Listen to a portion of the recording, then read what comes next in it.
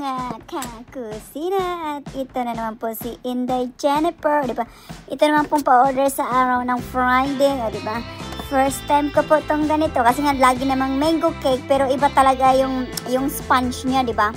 Dito naman, akala ko talaga nung pag-order ng customer, isang chocolate cake tsaka isang mango cake. Hindi pala.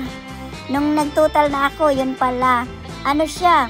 Chocolate with filling na na mango. Diba? First time ko. Kasi never pa ako nagawa. Never ko rin nakakita ng ganito din naman. Not sure lang ako kung meron talaga ha.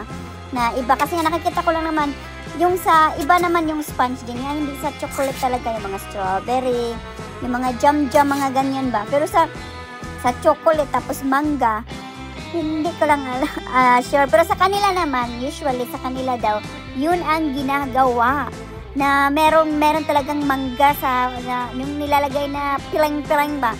Doon daw meron. Kasi nga yung customer ko na nag-order ba. Kasi nga ibang lahi din. Kaya ako din ibang lahi din. O, diba? Kasi nga kami naman dito ang diba, ang foreigner. Hindi naman yun ang mga puti dito ang foreigner. Kami.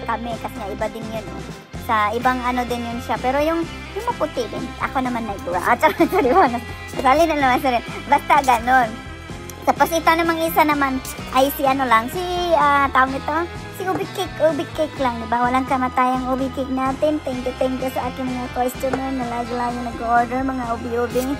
Huwag po kayong magsawa ha. Basta mag-order lang kayo lagi-lagi ng mga pa-cake. Kasi nga yung tendera hindi mahilig sa cake. Kaya minsan talaga, di ba ngayon, parang nililevel ko lang na minsan yung taas ng cake. Pero minsan, nasasayangan talaga ako. Minsan talaga yung, kung malaki ang natapyas ko ba. Kaya lang, doon na kasi ako minsan nga nagbe-base sa box.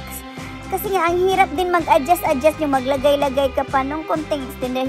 Hindi ko masyadong masara yung box ng mga customer ko. Pangit natin. Yung, alam mo talang, instead na level ka na sana yung box.